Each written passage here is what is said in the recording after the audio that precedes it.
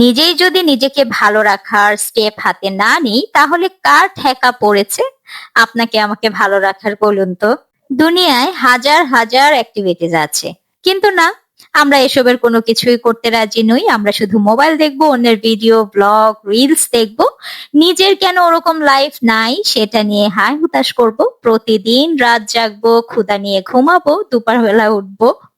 লাইফে না আছে এনার্জি, না আছে হ্যাপি মোমেন্টস, না আছে কোনো পারপাস, না আছে স্বপ্ন। আছেটা কি আমরা তাও জানি না।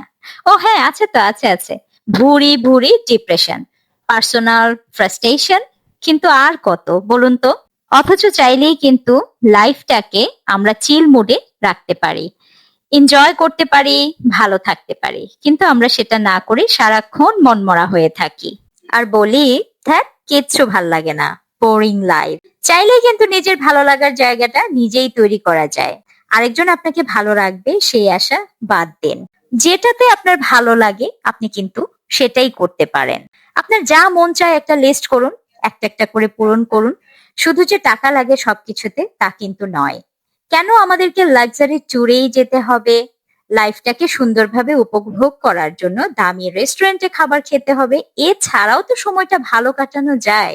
বাসাতে সুন্দর জামা কাপড় পরুন, পরিপাটি থাকুন, ফ্রেশ ও হেলদি খাবার খান, প্রপার স্কিন কেয়ার করুন, সময় মতো ঘুমান, দিনের বেলা হালকা ব্যায়াম, হাঁটাহাঁটি করুন, লাইফে একটা ব্যালেন্স রাখুন, হ্যাপি মোমেন্টস নিজেই ক্রিয়েট করুন। জীবনটা অনেক সুন্দর, নিজের মতো করে নিজে কাটান, নিজের মতো করে উপভোগ করুন।